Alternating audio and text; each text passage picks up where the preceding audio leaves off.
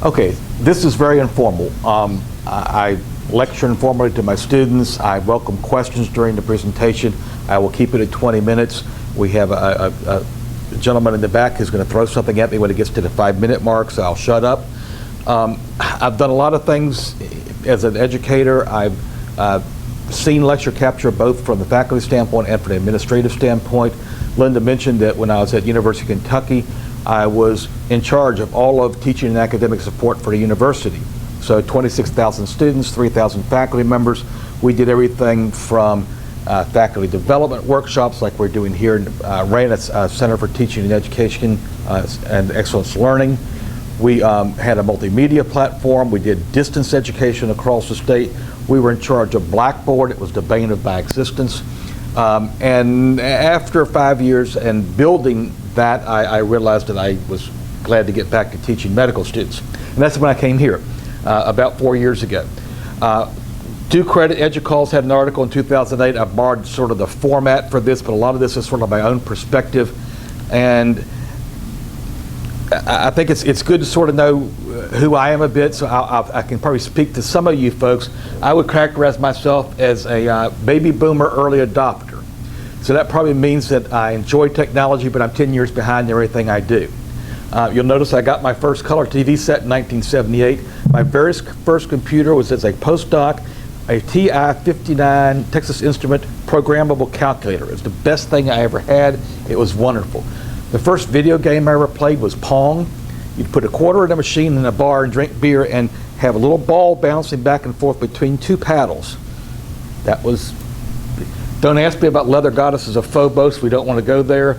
I've been through Wang word processing, PowerPoints, use of audience response systems. For this audience, my first recorded lecture was 1979, my first year as an assistant professor.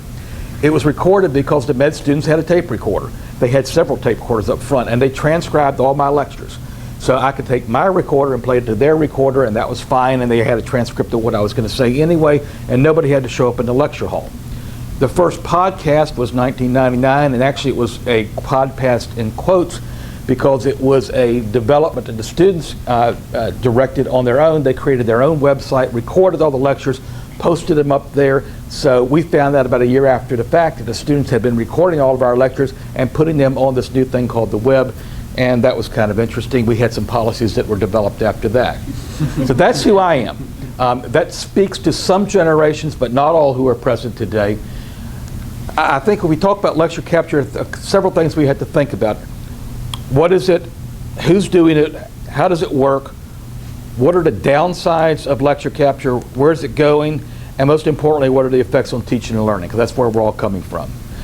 I offer a couple perspectives as truism. First, don't let the technological cart block the pedagogical horse. If the technology is driving the pedagogy, the way we teach, the way we connect the students, then it's not doing us any good. A couple corollaries of that: instructional technology should always promote and enhance sound teaching principles. That sounds like a no-brainer. What you really learn, though, if you're on the administrative side, is technologies that are imposed without faculty buy-in will prove to be expensive and likely ignored. Also, if it's not simple for the faculty to use, it will be ignored. You can spend a lot of money developing technology that nobody's going to use. The simpler, the better. I think the best that we can expect from our faculty is to turn on the cordless microphone and start up their PowerPoint. If they have to push buttons beyond that, they're lost. EduCalls defines lecture capture as an umbrella term describing technology that allows instructors to record what happens in their classrooms, making it available digitally. Very broad definition. We got all kinds of manifestations of lecture capture out there. It should be highly automated. It should be easy to use, especially from the student perspective. How do they get to the material? How do they download it? How do they access it? It should integrate with a course management system such as Blackboard that we have here, and it's sort of becoming the gorilla that rules a lot of the course management empire. Affordable from an administrative standpoint. It needs to be centrally supported and scalable. Have technicians who can interact if they have to make it work. But ideally, they do things at the beginning of the semester to set things up, and then when you walk into your lecture room, it's there ready to use. Convenient and accessible, have availability of post hoc editing. We learned this the hard way. one of our faculty members was proctoring an exam, and we had scheduled the classrooms to record every morning from 8 to 10, and there was an exam that morning, so while he's proctoring an exam, he's surfing the net and reading his email. Fortunately, he didn't go anywhere peculiar on the website, but all of that was recorded and was there. So you want to be able to edit afterwards. If you have a guest presenter who is uncomfortable after the fact with being recorded, you can excise those from the recording system. Post-hoc editing will sometimes save you difficulty. A new evolution in lecture capture is desktop recordings, where you can sit at your desktop and talk to your computer and have a recording of that presentation. I think it lends itself really well to many tutorials. I've started in my MedPharm course. I teach medical pharmacology out at the School of Medicine, and I know in almost every hour lecture there's one or two concepts that students just don't get, they're going to struggle with, they're going to have difficulty with. I've started doing a little 5-minute mini lecture that says, okay, and I just talk at my computer. This is an area students have difficulty. You have to differentiate this from that, and that will help you through this process. And it gives them another resource online. It's available with a course management system. A good lecture capture system will allow that capability. Searchable content is something that's evolving. Ideally, a student could say, you know, I really had a question about malignant hyperthermia, and I know it showed up somewhere in this lecture. They do a search and it pops up to what slide and what part of the audio they need to be synced. That's when things were really working well. Who's doing it? These are the original participants in iTunes University. It started in 2007. We're up to, I looked at this morning at the website, 309 colleges and universities worldwide that are participating in iTunes U. Another 150 are using YouTube education, and there's also Web 2.0 platforms out there. So a lot of people are looking at availability of lectures, of learned presentations, of educational material from the university out to the general public and to students in their system. In considering lecture capture, you basically have two options, software-based and hardware-based. Software-based saves everything that the computer does in a file and then has to be put into some other vehicle.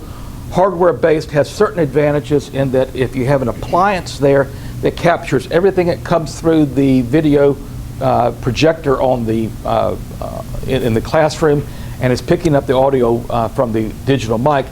If it stores it on an appliance, you don't rely on the internet. You don't have to export it to some other server outside of the university. It lives right there in the appliance and then is coded and transferred to servers that are directly linked within the university structure to the course management system. In our case, it would be Blackboard. Hardware-based has the advantage that if the internet goes down, you're not sunk. And sometimes when we're doing particularly distance education, I did a class this morning to Greenville, got interrupted 3 times because the techs were fooling around with codec machines and pushed the wrong buttons Monday night, and I found out at my 8 o'clock lecture this morning that it was working sporadically. The availability to record, you can do podcast, vodcast, and enhanced media. We have found that students use about equally podcast and vodcast, podcast being audio only, vodcast having a synchronized images of the PowerPoint presentation or whatever visual media is being used. Enhanced media would often include other access to websites, but also the talking head in the corner. That tends to distract or sometimes blind my students, so they usually don't use that part, although it's available in a lecture capture system in all 3 modes. Students can choose the way that they download. If they're listening to lectures going into work, driving in from a commute, they may use an audio file that they put on their car radio or on their iPod device. Student access. A course management system gives you a certain security and a certain protection in copyright issues so that only students who are in that class can have access. That's probably a good thing. Streaming media can go to PCs and to Apple computers. Downloadable content, this is where you have to be careful about policies, making sure that students are going to use these materials carefully, not export them to their friends, and not post them up on YouTube with some unintended hilarious moments of the professor up front. So you need to have a stated and explicit policy of how students use the materials that they download, and it doesn't end up on the internet for wider distribution. This came out of a University of Wisconsin study back in '08, where they actually surveyed about 7,500 students. 82% of these were undergraduate students, preferred lecture capture for their classes. 60% would pay extra for the class. Most importantly, 60%, 66%, two-thirds of responders to the EduCall survey in 2009, these were mainly faculty responders, said that they believe posted lectures do not encourage cutting of class. We can probably argue that one. I've done a little bit of continual research on this issue here at University of South Carolina. When I joined the School of Medicine, I introduced podcasting to my course, one of the first things I did, and we survey our students regularly for their level of satisfaction with the podcast and the availability of recorded lectures. And I looked at comments and I asked them to rate on a 5-point scale what was important to them, and this is sort of a rank order of things that they found beneficial. Clarifying complicated and confusing topics, allowing learning at your own pace, reviewing material that for a class they might have missed, deliberately or not. I have 8 o'clock lectures. I'm not a morning person. It's hard for me to be there at 8 o'clock. It's hard for my students.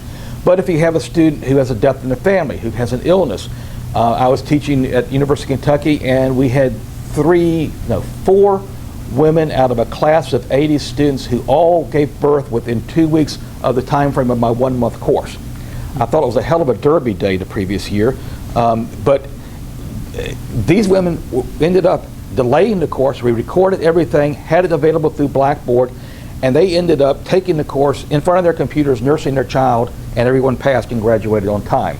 So those kinds of emergency things, I won't mention Katrina, but I have my first assistant professorship was at LSU in New Orleans. I have lots of good colleagues there. They actually dispersed medical students all over the nation after Katrina, and many of them were able to keep up with their work through online and downloadable and lecture capture resources. We want, the students found that it was time friendly, that it helped prepare for exams. They said it improved overall learning. And 62% said that they use lecture recordings every day. I get a little bit better attendance than that, so that means that some people who were there were listening to it after they already heard it once. I do hear that they tend to play it 2 or 3 times speed, and so I can talk real fast in a high-pitched voice if I need to, but they like to listen. If they've heard it once, they can double the speed and hear things a lot faster. Time management is one of their intrinsic skills of medical school. Downsides. Do you restrict the access to enrolled students only? Do you do this every semester? Do you have the material secure in the course management system? What are your policies about long-term storage and retrieval? These can add up to a fair amount of server space, particularly when you do a campus-wide implementation. Although the work we started at the University of Kentucky with a faculty group and a 1.5 years of education and symposia and insight and information from the faculty, they're now scaling up to over 100 classrooms at University of Kentucky that all have centrally supported lecture capture capability. You do have to be aware of intellectual property and copyright concerns. That works both ways. The faculty are concerned about having their precious time, effort that go into the lectures distributed more widely than they intend. Student use and redistribution, I mentioned the need for explicit policies. Class attendance is the big thing that worries faculty. We've been advocating for enlightened use of educational technology at the School of Medicine. It still a lot comes down to classroom attendance, and we've seen a big drop-off in attendance. I'm not sure that we can attribute that to recorded lectures. These are a different generation of students. They have a hard time sitting through an hour of didactic lecture. We do 4 hours in a row, 8 to noon, every day except Friday, and then I get 3 hours of them. Attendance will always be an issue. I think we often use lecture capture as a scapegoat for poor attendance. Privacy, HIPAA and FERPA considerations. You have to be careful what you say in a recorded presentation. This is being recorded. I have to be careful. At an institutional level, you have to look at total cost. So that means not only the site license, not only the hardware, not only the annual fees and the licensing agreements, but how many personnel are required to make sure this thing stays up running? What kind of servers are required? How's the material stored? What will be the long-term cost of expanding this on an institutional basis? And all of this is going to take faculty and student training. We need to educate both faculty and students with to use these kinds of materials properly and effectively. It's as simple in many of these cases as when a student asks you for a question in the middle of a presentation. Oftentimes that's not picked up on the only microphone that's going in the recording system, so the presenter, the faculty, has to repeat the question. It's simple as that, but it helps anybody who's listening to that after the fact. Where are we going from here? Web 2.0 platforms are almost passé now, but ubiquitous access for all learners, faculty-driven online publishing, this is going to get hairy, institutional branding and alumni support, everybody's familiar with the MIT site, worldwide distribution. They're passing out iPads in third world countries across the world to access the educational materials that are available on the World Wide Web. It's really an exciting time. Of course, administrators, politicians, everybody's looking for a way to reduce the cost of education, so they see this as a for-profit opportunity. Another reason to be careful about copyright issues. Taking lectures out of the context of an overall course environment, but making it available so if you wanted to learn from one of our Missouri, a great physics teacher up at Harvard, I guess, maybe Princeton, one of the Ivy League schools, you can see all of his presentations, and if you just want to learn something about a particular physics topic, it's right there for you and available. Students can annotate, reorganize the material, add information, subtract information, put their own notes. I'm sure there's a cottage industry of students out there who are looking at ways to repackage and make the material that's given in a formal class easier to digest, easier to learn, easier to manage from their perspective. So, bottom line, what are our implications for teaching and learning? We know that students retain 20% of what they hear, 40% of what they hear and see together. Learning styles are the digital natives. They're used to Wikipedia. They think they're great multitaskers. They're not. They think if you hear a podcast 3 times, they know the material enough to get through the exam. Not in my course. They have short attention span. They want to be entertained. They are used to accessible facts, but that doesn't always equal depth of knowledge. I think we have the level of knowledge that oftentimes is a mile wide and a half-inch deep. In order to get attendance and to make the in-class time most useful, you have to have some value added. If you're just recording a didactic lecture with nothing but slides, and all you do is read off the slides, then the students can get that on their own time at their own pace, and they don't have to show up for class. So you need to give them some other reason for being there. But this may be the other side of the two-edged sword. It may be that if attendance starts to drop off because faculty are continuing to give the same old dry didactic lectures and reading off a bunch of slides, and it may encourage faculty to think, well, what can I add to it? How can I approach this topic differently that will engage the students who are there and maybe do the recorded lecture as a pre-requirement for getting to the presentation, for coming there and then discussing material that they've already heard in a condensed format on the web. So, what are our next steps? We need to define our teaching and learning goals. That's why we're here today. We need to have an inclusive dialogue with all the stakeholders. That includes faculty, students, and administrators alike. There needs to be a careful cost analysis looking at total cost of ownership of a lecture capture system.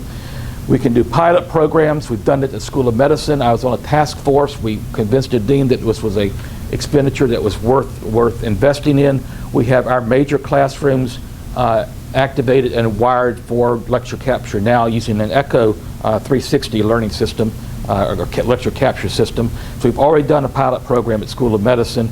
Again, we need both faculty and student training, and I think I'm on time. I saw the 1-minute flash about a second ago, so 40 seconds. We got 40 seconds for questions, folks. We'll actually get time at the end for more questions. Excellent. That was my fast Southern drawl delivery, so, but I'll be happy to give additional perspective if I can. Thank you.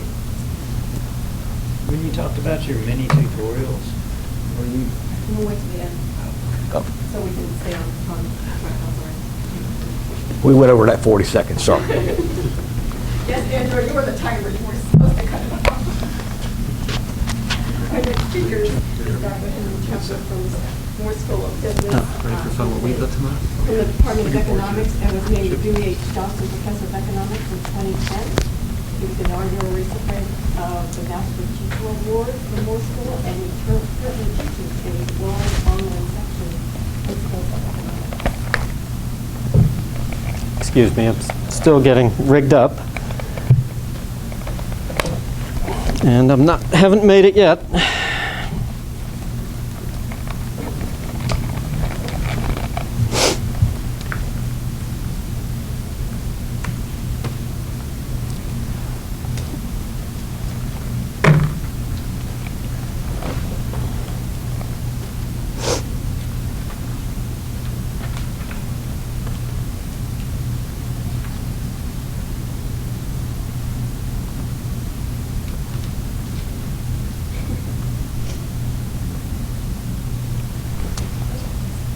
Okay. As you just heard, I teach a large, meaning 400 student online class in Principles of Economics. My background is that several years ago, I retired, went into the Terry plan, decided to develop a retirement skill. So part of what you see will be exactly this. I'm not sure that what I do is lecture capture. I would call it lecture production. One difference there is, how long does it take you to give a 60-minute lecture? It takes 60 minutes. When I produce these things online, that's just a multiplier. It takes me 60 minutes to make 1 minute of lecture. So I'm going to take the first 8 minutes of my time to show you a part of a module that my students would complete. These run for the students in Blackboard. This is not in Blackboard, what I'll show you today. There are parts of it that get graded as you go along. A typical module lasts 15 minutes, so I'll show you about a half of one today. And I don't know if anyone's had economics before and enjoyed it, but I will subject you to 8 minutes of economics right now.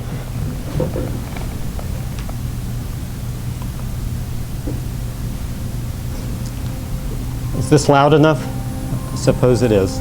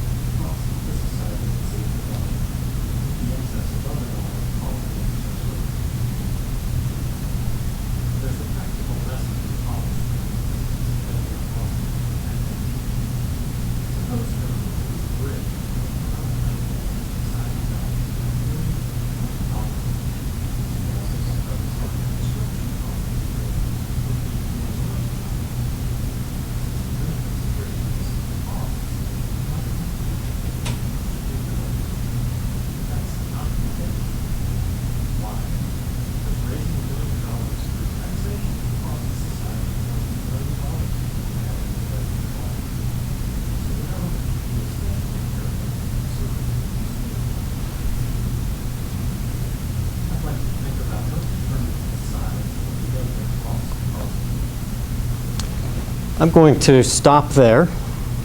I see you're all raptly attentive, so, or at least hope so. So I try to keep these modules at 15 minutes. Sometimes after watching them, I feel like the optimal length is more like 5 minutes or 10. So I should have about 10 minutes left. Let me talk a little bit about what I do here. As I've said, I do teach a big online class, and I've got 400 students. There is no regularly scheduled class that everyone must attend. I actually do hold some review sessions, and I record those and make the video recordings posted too. But the main part of the class is what you just saw. I've got about, over the course of a semester, students complete about 50 of these modules You saw that I was prompted to answer questions along the way. The students must answer the questions. As they answer the questions, their grades are recorded in Blackboard. So they have some incentive to pay attention, even if they don't especially like the modules. I'm sure they devise ways to avoid paying attention, but it's better than nothing, I suppose. I think I'll skip along some of these other topics I'll probably not have time for. I produced these with a product called Adobe Captivate. It is described as an e-learning development software product. The presentation you just saw uses Flash. That's good, that's bad. It will run on PCs. It runs on some other devices currently. Adobe has decided not to support it into the future for mobile devices. Adobe Captivate is being modified so that it will export presentations like this into HTML5 in the future, so it should be available in on other devices. All right, so I've described it as being similar to PowerPoint with some enhancements. I described the output as being Flash. The presentation you just saw was stored on a local server. They do run in Blackboard now, although originally didn't.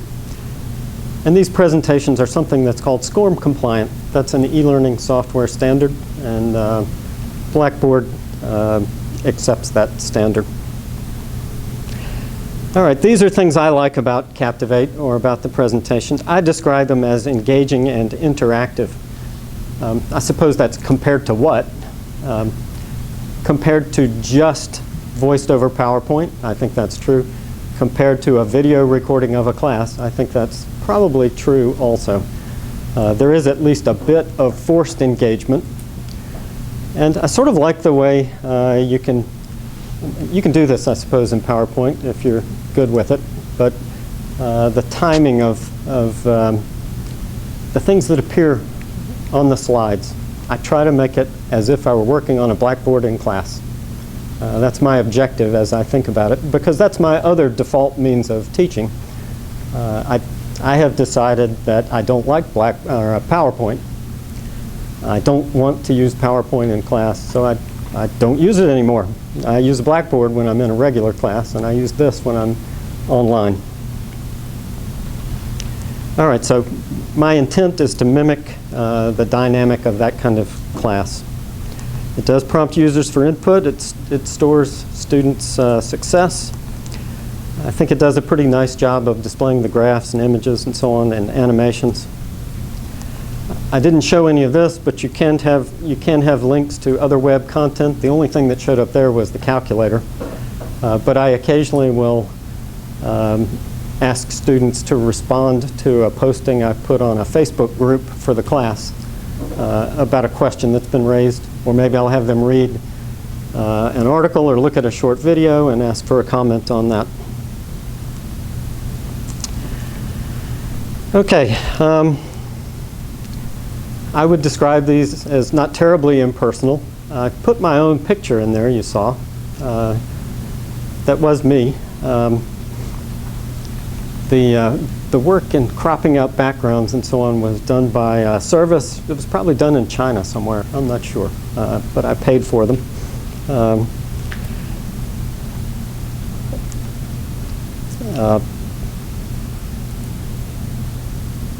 I felt my wife accused me of being just a narcissist. She always saw me in front of the computer with pictures of myself, doing this or this or this or this.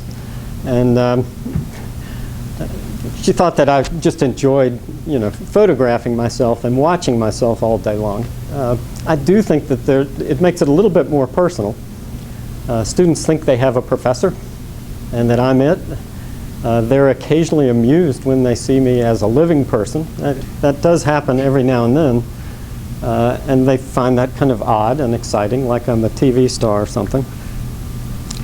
I know that I feel like the modules are well organized, better organized than I am in class.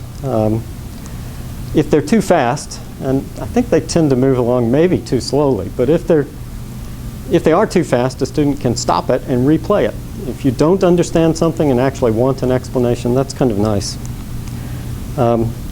I find that some things that are really dull in class, like when I copy a giant table on the board, that takes a lot of time and is really uninteresting, you can make those things go really fast in this medium.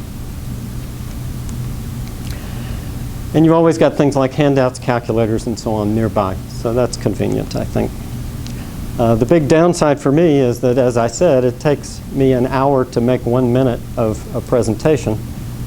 Most people wouldn't do that. I was looking for this retirement skill, and one summer I took it on. I didn't know at the time it would take quite so long. So I don't suppose it will be terribly widely adopted. I think I'll pass. There are other elements of the course that I could talk about, but I think I'll wait until we get to the discussion at the end.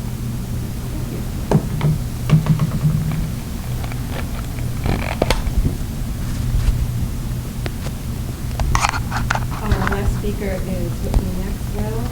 She's a clinical assistant professor at the College of Pharmacy, and her research interests center around medication therapy for disease states commonly encountered in primary care.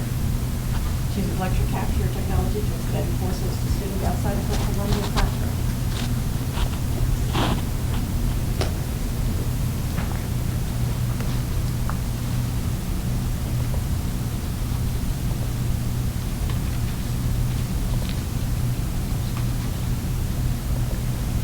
All right, good afternoon. So this afternoon I'll be sharing with you guys some of the practicalities that we've encountered over at the South Carolina College of Pharmacy here at USC, where I've been on faculty for the last year and a half. And I do want to give the disclaimer up front that I'm functional when it comes to technology, but I certainly wouldn't consider myself savvy. So thankfully our director of IT was willing to come with me today and help field any of our heavily technology-based questions. So to give you an idea of the South Carolina College of Pharmacy and why lecture capture and video capture is so important to our campuses is that we're a distance-based pharmacy program. So we're training your future pharmacists all over the state of South Carolina. We have campuses in the upstate, in Greenville. We have, of course, our USC campus here. And then down in the low country, we have the Medical University of South Carolina-based South Carolina College of Pharmacy campus. So our curriculum is delivered across distance. So we use a lot of live feed usually there's one professor per topic. So that professor can be located in any of our 3 campuses and can deliver the content from there. But we also use some pre-recorded lectures and course content, which is really where lecture capture comes into play for us at the pharmacy school. Some specific applications of lecture capture and video capture that we utilize in the pharmacy college include mini lectures. So as Dr. Pedigo alluded to, sometimes it's really helpful to provide students with a didactic, just mini lecture, just maybe 15-20 minutes prior to them coming into the door of the classroom, to give them a heads up on particular areas that may be challenging for students to understand, or really to open up the opportunity to utilize class time for more of an application focus, as opposed to just standing up and droning on for hours and hours of didactic content. As far as keeping the students engaged, sometimes these mini lectures can help optimize that 15-minute attention span that our students may have. Some of our creative faculty members have actually used or developed skits to help introduce a topic to generate student interest and to convey a little bit of humanity to the students as they introduce their lecture topic. Some also use the lecture capture technology to demonstrate patient care skills. So whether that be showing a student how to perform the limited physical assessment that pharmacists are able to do, or whether that be teaching a student how to conduct a patient interview and do medication therapy management for those patients. Some faculty will use lecture capture to develop instructional videos. For example, in our clinical assessment lab, we bring in pharmacists from the community into our classrooms and into specifically our lab classroom to help evaluate students as they do observe structured learning experiences, or OSCEs, where they're actually doing mock patient case scenarios. And so by creating these lecture capture videos, which can be disseminated to anyone in the community that we select, we can train those pharmacists who essentially are not related to the College of Pharmacy in any other way to be able to step into our lab and help provide student evaluation where we don't have the manpower to perform that function ourselves with just the faculty members. As far as pedagogy is concerned, with regard to video in the classroom, there's not a whole lot of medical literature that focuses on evaluating video in the classroom. So it's still a forthcoming area for research. However, an article did come out a couple months back from some of the medical faculty at Stanford, and they were really encouraging what's called a flipped classroom model. And so the flipped classroom model uses essentially video capture to deliver didactic content prior to class time, so that when students come in to engage the faculty members, that's exactly what they're doing. So they're involved in some sort of application during the class time rather than just sitting there and hearing didactic content. So that may be through simulation exercises, it might be putting up a patient case and having that faculty member talk through the thought process, the clinical skills that are used in that scenario. Maybe they do problem-based learning or team-based learning during class time so that the students are engaging each other and engaging the faculty member more fully and really activating the knowledge that they have before they ever step into the classroom. So the thought process behind the flipped classroom model is that teachers are actually teaching rather than just standing up and giving speeches. Other studies have sort of qualitatively evaluated the use of video in the professional education curriculum, particularly in the health sciences.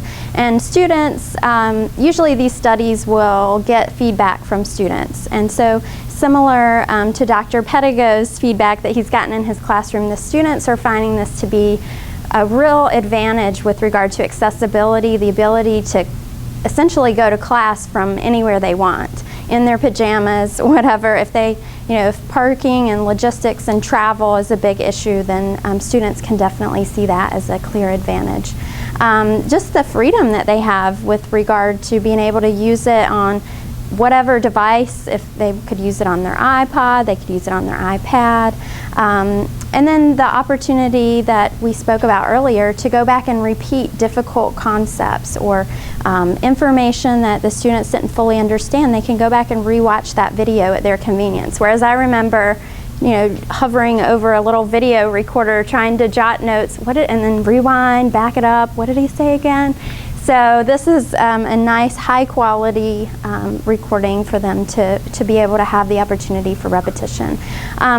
It's been reported some students felt that it really helped their ability to perform physical exam because they could watch someone performing a physical exam perhaps over and over again to make sure they're not missing out on any key information. And then it's also been proposed that incorporating video into our curriculum may help with knowledge acquisition. So our millennial generation, our new generation of students have been reported to retain video content and images perhaps better than they're able to retain text. And so the idea is that hopefully we'll be able to demonstrate some improvement in knowledge acquisition. Now, many of you are probably asking, so what's the practicality of all of this? You know, is this even possible within my department, within my college? So I want to share with you just a little bit of information about the infrastructure that's required to use this kind of technology. So you do have to have hardware, as Dr. Pedigo alluded to. I meant to bring my tiny little webcam to show you guys, but I also have a microphone that's built into my laptop. So really for the user, the investment in technology is very low. So you need very simplistic hardware from that perspective. However, in order to use some of the software applications that are available, you do have to have a processing server to help bring in that video content, process it into a format that's viewable. So whether that be Flash or iPod compatible, MP4, whatever the case. And then you also have to have a content server to host the video content, which is accessible through web links that are generated and sent out to the person who produces the video. As far as support staff, certainly someone to maintain your server, as well as an administrator for the software is important to have. So the financial commitment tends to be, investing up front in the server hardware and also purchasing the software license. Now, I'm going to speak specifically today with regard to my experience with one type of software called Camtasia Relay. I will show you an example of a Tegrity-produced video capture, but there are multiple vendors. So as Dr. Pedigo mentioned, Echo 360 is what they've piloted over in the medical school. But again, there are many, many vendors to choose from, so I don't want to give a skewed opinion, but my own experience has been with Camtasia Relay. And what I find to be really helpful about the Camtasia Relay software is that, again, there's this wide variety of videos that you can produce. You can have the head in the box, as we mentioned earlier. You can opt out of that. You can do audio capture, and then when I speak of display capture, I'll be referring to basically whatever you see on your computer desktop is your display capture. The audio capture, obviously what goes through the microphone, and the camera capture, if you choose to use it, would be whatever you capture on your webcam or other recording device. So the display capture content, again, any program that you can access and display on your desktop, you can display in your video. So whether you want to walk a student through how to use a website, you want to show a video, maybe you have a video online or from a file that, again, you'd have to be attentive to copyright issues there. Or you could walk a student through a diagram or how to draw something out in Paint. You could use Microsoft Word, Microsoft Excel documents to convey a point. And then I think the interface between Camtasia Relay and Microsoft PowerPoint is really nice because they actually have add-ins available. So I'll get into a little bit more detail about that in a few minutes, but essentially when I open my PowerPoint, I receive a pop-up. And I have the option to receive a pop-up. Would you like to record this PowerPoint presentation? And so if I select yes, it'll automatically begin to capture that, including my audio content for later use. Some features about Camtasia Relay and potentially the other vendors of these similar types of software is that it's available 24 hours a day, 7 days a week. From anywhere I want to record my little mini lecture or whatever video capture I'm doing. I can do it from the comfort of my own home if I'm away at the beach for a weekend, which is really a dream, more of a reality. But I could do it offline, and then as soon as I reconnect to the web, it will upload that content, process it, and send me a link to be able to access the video. Again, the fact that the link is almost immediately available to me makes sharing the content really, really convenient. So I can view the video, which I'll show you a little bit later. As soon as I've produced it, I can go ahead and preview it and see if it's what I want to use. But it just makes it really nice to be able to have that link. The Camtasia Relay software itself allows for really simplistic video editing, so cropping off, whatever content at the beginning and the end. But the video that's generated is actually available in a format that you could go back if you have the support staff or the expertise to go back and do more sophisticated video editing. You can certainly go back and do that as well, retrospectively. Camtasia Relay provides customizable hotkeys to minimize editing, and I think this is a nice feature to reduce the amount of cropping off the beginning and the end I'm having to do when I'm doing a video capture. I can tell Camtasia Relay to make essentially any key on my keyboard a hotkey. So I can press A if I want to choose A to start my video. So I'm not having to show the students where I'm going on my desktop, opening Camtasia Relay, and all that stuff that would just waste their time. So I can have my presentation ready to go, press one button, and I'm recording. The option to either include the instructor camera capture is really nice, or to omit it. And then again, the multiple viewing formats that are available make Camtasia Relay a really helpful and wide utility program to use. And so if essentially each of our faculty members is assigned a profile, and so we can specify, I want students to be able to view this on just using Flash or just using iPad or iPod. So that's nice. And our IT folks have been really helpful in creating a one-page instructional manual for faculty to use this technology.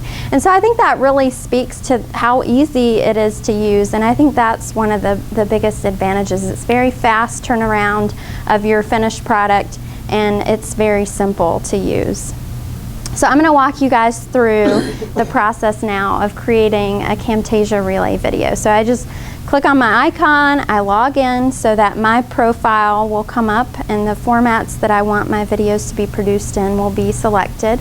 I verify that I have the correct inputs for audio, so there's a little tab up here.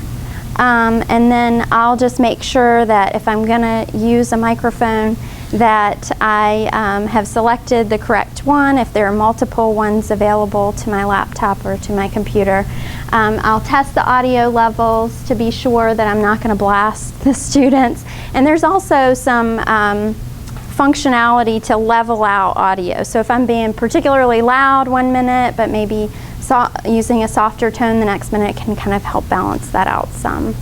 I then select the correct display that I want to use. So if I have multiple screens that I'm using in my office, then I can select which of my monitors I want to be captured.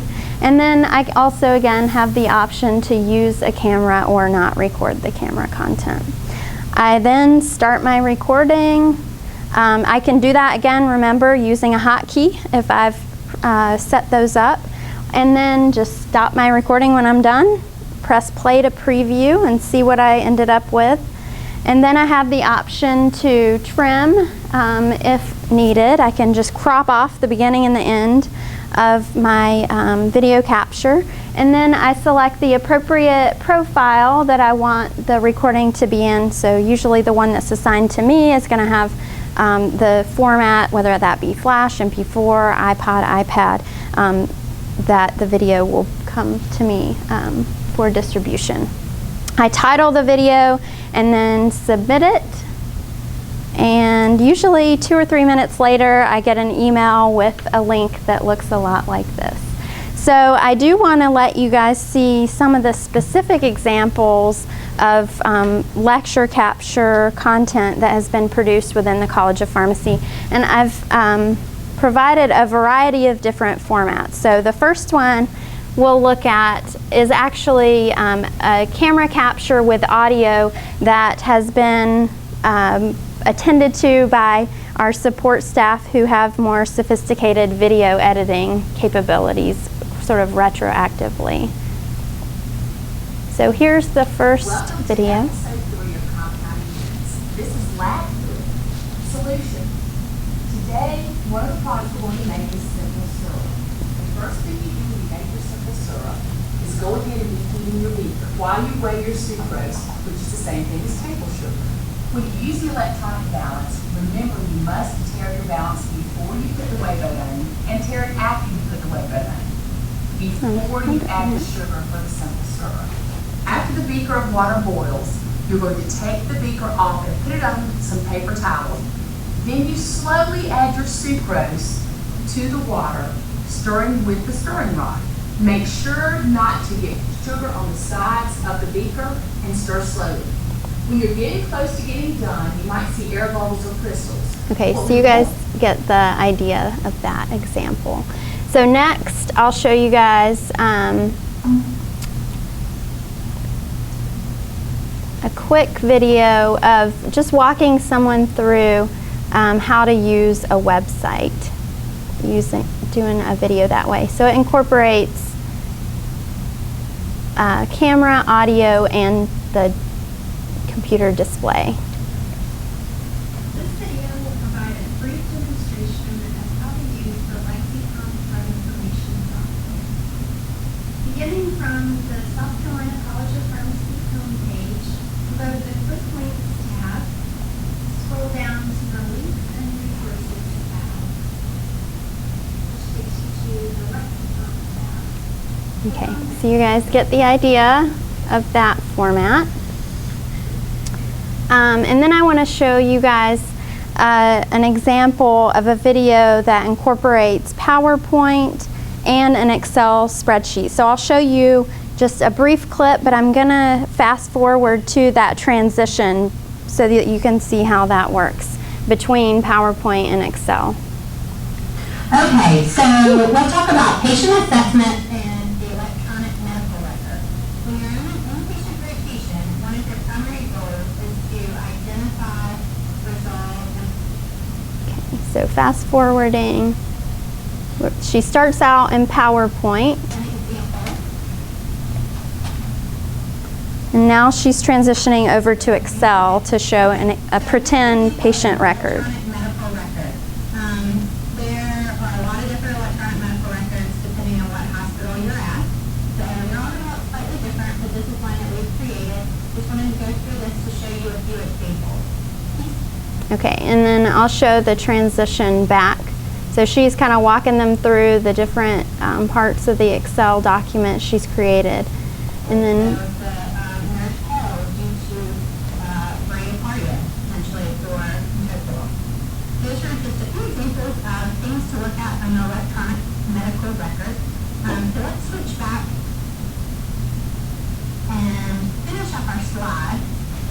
so you guys can see some of the transitions that would occur if you're using different programs. It can be helpful to report all the pertinent. All right, and then I want to show you, for the sake of representing as many vendors as I have access to, I have a integrity example where someone is just kind of walking individuals through a Word document and important content there.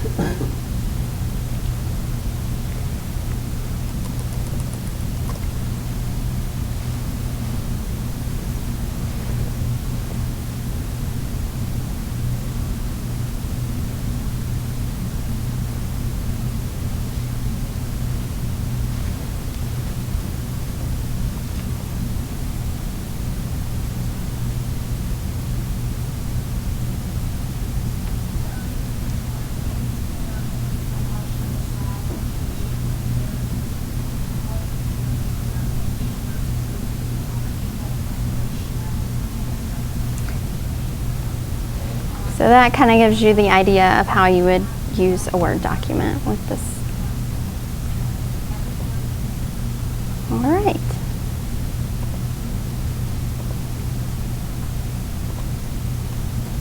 So that concludes my portion. Thank you for your attention, and I guess we're going to take some questions now. Thank you. And I know Andrew has been waiting. So we'll let Andrew ask the first question. Way to go. Your mini tutorials. Were you saying that you can take a fully made lecture and go back and add something into it? Actually, I use these as separate add-ons, so what the students will get material presented in the classroom setting that will be recorded. They can come back to that. But oftentimes, in a fixed presentation, you sort of can go through things in one way of learning, but not other ways of learning or other further explanation. So the mini tutorial is an add-on. It would be in Blackboard in the context of that set of lectures. And what they can do is on their own time, they can say, oh yeah, I've got a problem with that concept. They go and they click on that tutorial. Very much like what Henry showed, they get a very personalized presentation saying, here's another way to think about this complex issue. So it's sort of, it allows you to approach learning from multiple perspectives. You can bring in media, you can bring in websites, you can bring in additional library resources to that little mini tutorial, but it's available to supplement what's been given in a classroom setting, particularly for students who have questions in a specific area.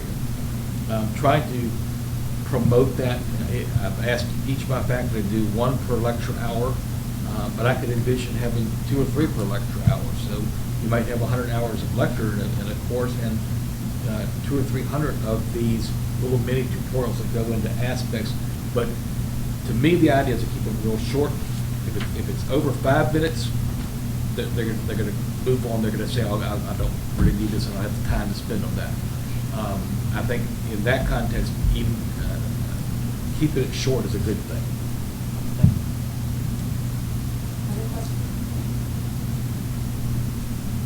I have a question for Whitney. Have you done any exercises where the students actually do the recordings and the faculty, or any plans on that? I am not aware that we've. Yeah, we have. We've had some students put together skits. Okay. Actually, I had one the other day. Put together skits, organize it, and then submit it for review back to the faculty. How do the students like it? The software we're using, Yeah. it's been very successful for them. One of the first thing I'll say about Relay I wouldn't categorize as an enterprise solution, but the one feature that we keyed in on that actually has been very beneficial to us, it allows us to put a recorder in a USB key, and you just get a USB key, that we talked about, and then they can record on it. And I know there's some features on it to where you can use an iPad to record. Yeah, we're using Panopto. We decided to go with Panopto. Yeah. So I just trained the students yesterday in Judge Few's class. So I was just curious to see how the faculty like the simulation with the students. Okay. Let me know. I'll let you. I do have a question for Dr. Pedigo with regards to your recording policy. How is that? How involved is that policy? What are some key aspects of the policy that you found is really key? That between keeping the balance between what the students want and what the faculty want to give? Faculty buy-in is sort of a separate issue, but in terms of policy, what I do is in the syllabus and as part of the introduction to the course, I educate the students and try to give them explicit expectations of what you can do with this material. It's intended for their use in the context of this course, that it should be distributed elsewhere on the web, that if they download it to a different device, that it should be used for their own purposes, and try to be just upfront with the students. They are usually happy and willing to comply, and they recognize that it's a privilege. I think the other aspect of the policy is to reinforce that it should not be a substitute for class, that there are value-added benefits to being in the classroom setting, and there's always a possibility of failure. In our hands, the system we use, if the faculty member turns on the microphone and uses the overhead projector, it will be recorded. But not every faculty member turns on the microphone. So we have presentations without audio, and in a large classroom, it's sometimes hard to hear. So I had to teach my faculty to rub the top of the microphone to make sure it's really turned on. You would think, when a digital microphone goes dead, it goes dead immediately. It doesn't fade. It just goes, and you oftentimes don't recognize that. So I think the other expectation from a student standpoint is that this is an additional service. It should not be a clear expectation that there will be possible failures, and you shouldn't over-rely on classroom recording. The other aspect that we found, though, is that students expect this kind of service. They expect that immediate availability of information. When we are recruiting medical students, we've got 3 medical schools in South Carolina now, we're recruiting the world's best test takers and some really excellent students. They will judge the value of a future 4 years in a medical school setting based upon what kind of student services they get. And one of the first things they look to is educational technology. And I would say lecture capture is a part of that, maybe a small part, but it contributes to the way students will make final decisions about where they spend their tuitions and their time and their energy. I do want to just make a comment sort of related to that from Whitney's presentation that reminded me. It seems to me there are two areas where lecture capture are absolutely essential. Distance learning. There are always going to be difficulties with point-to-point communication, full-blown video. There's a lot, or full-blown synchronized delivery from one point to another or from one point to multi-points.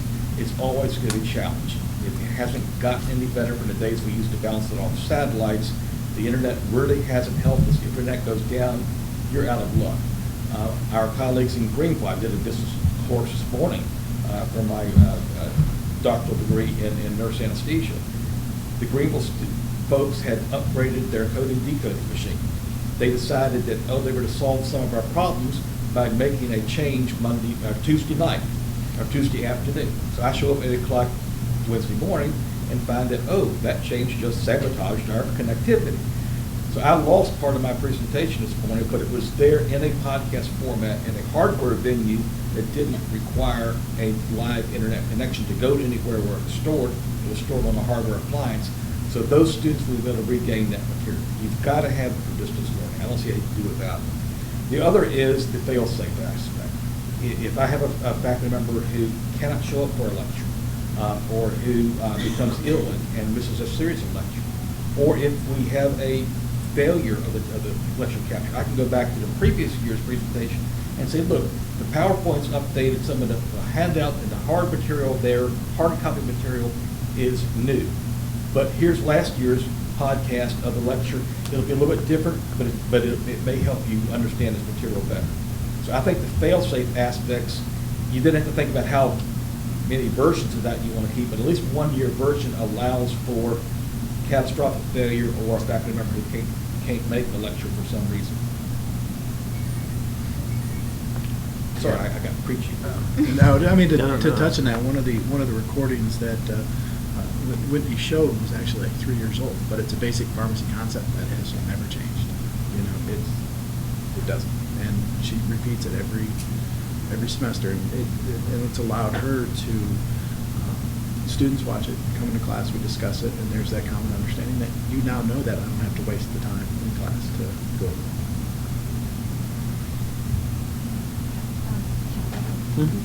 How did you get, I'm sure this wasn't an easy process, the questions that are embedded in your Captivate presentation to automatically upload to Blackboard? Is that simple? It's just a part of the way that Acrobat works. You Okay. can construct a variety of kinds of questions. Some you can do multiple choice, which I didn't show, or numerical, or asking for a word.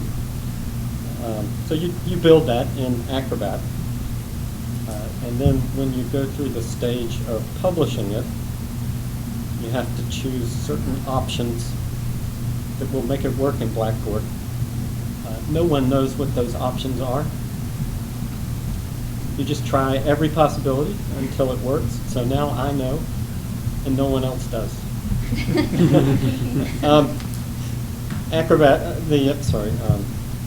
Captivate. I may have said Acrobat. Captivate. At least at the time I did this, there was no one here in the center or in instructional services who supported that product. And the Blackboard people don't know much about SCORM. So that's how you find out how to do it. You try it every possible way until it works. But it finally did. Constructing the questions is easy. Publishing with the right specs to make Blackboard grade it is hard. One of the challenges of being on the cutting edge of technology is you never know where to place your bets. So my first word processing was Lang word processing. Nobody's heard of it for 30 years. Blackboard is emerging as the 800-pound gorilla. If it's Blackboard compatible, you've got a better shot. but when we started this 6-7 years ago in Kentucky, we didn't know who was going to emerge as the leader in course management system, or if it was going to be a open software solution, open platform solution. That's why I spoke to cost of ownership. Open source sounds free. It's not if you've got to employ a half dozen programmers to make sure that it's coded properly and stays up and running. So there's always hidden cost of the platform. But I think choosing a platform that's compatible with other leaders in the industry and integrating those products is going to be one of our challenges down the road, particularly if we go to a campus. I'll add something to that. I don't know how you feel about it. I think Blackboard is a really horrible, dominant piece of software. And my modules run quite nicely and easily in alternative ones, which I would have to charge students for. And I'm on the edge, you know, about how to do this going forward. If Blackboard doesn't behave better, I'm going to punish them. But then the students will have to pay. But this is for me, this is, it is a big issue. Universities adopt things, and then they force faculty to deal with them. That's a typical way things work. I don't like to work that way. I do all this stuff myself, and I don't, you know, I've been to Blackboard so far, but I like to be able to choose the things that I want to use. I know that doesn't work well in a pharmacy program where the students expect every professor to deal with them kind of in a way that everyone else does. But the university needs to experiment. They need to be open to experimentation. If I could ask a question, you said that with software you use, it can track student success and progress. You find those reports fairly easy to use? Sure, it just grades them. Essentially what I get is, you saw there were a number of questions in there, so there are typically 4 or 5, sometimes more questions in a module, and it will just give me a score. How many they got right. And I don't give it a lot of weight. I'm trying to, it's like an attendance grade as far as I'm concerned. I just want them to have, they attach incredible importance to the grades. You know, if they think Blackboard is cheating them out of a point, they will let you know. But it's not worth very much. They would do much better to learn the material rather than to fight for every point that Blackboard cheats them out of. So it's not actually analytics over the... No, there's not, I don't have any statistical analysis of who's understanding what. No, I suppose it could be done, but I haven't done that.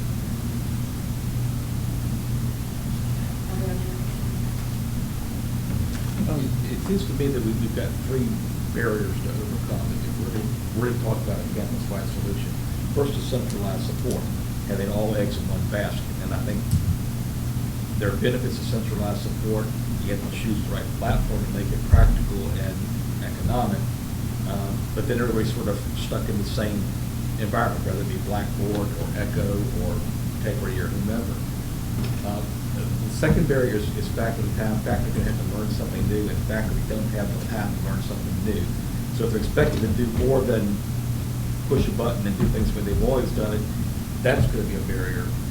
And I think there's a barrier to student acceptance. I love the idea of Eric Bazor, the standard folks, of using the recorded lectures as pre-assignment.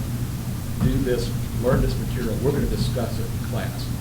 There's a faculty barrier, and it's a whole different onus on the faculty to be able to engage students in a Socratic method rather than a didactic information delivery. But also it puts students in an uncomfortable situation where they have to do homework, and they just can't sit there and listen to a lecture and think they're learning the material, as they have throughout a lot of their K-12 and undergraduate experience, perhaps in some environments. So I think there's a student barrier to accepting this idea that, well, we've got to do all this homework, and then we sit in class, we're going to use the class time to discuss topics and go further into depth of knowledge. That, to me, those are the 3 barriers we have to overcome. I'm sorry, I was going to follow on further to teaching that mentioned that there's purposes to do that. Do you find students do come to class having lunches, or what happens when a student hasn't come there? So certainly a large portion of the time they probably may omit that, thinking, oh, you know, I go to class, that's where I get what I need to learn. So it is difficult, and one of the other things that I wanted to piggyback onto what you were saying is that, you know, trying to engage students across distance is tricky as well. So, you know, for those key, for the campuses who are really using the lecture capture to support distance learning, it is challenging to do more application-based learning in a classroom when you're trying to do it from several hundred miles away, and maybe the students in Greenville aren't paying attention or aren't working with their group, but they're only on a small screen, so you can't really see them. So I think that's another area that we're going to have to grow in terms of being able to really optimize our ability to use the flipped classroom model across distance. Well, yeah, I solved that this morning. I did our Jeopardy session. We had a Jeopardy board set up, and I divided the class here into two groups, and the Greenville class was my third group. We went around and we added up the Jeopardy scores, and you got the prize at the end. And it was working great until the distance learning connectivity failed halfway through the process. So Clickers can also be helpful when they work well. When the clicker technology will integrate the outcomes from all the different campuses and report it as kind of a composite. It gets a little bit cumbersome if your clicker technology is reporting data from each of the campuses individually, or if there's a long lag time between being able to receive that data back. So it can create awkwardness for the faculty members sometimes while waiting for that, but I think it's really nice when it functions seamlessly, and then you can better engage students across multiple campuses. So clickers, I think, can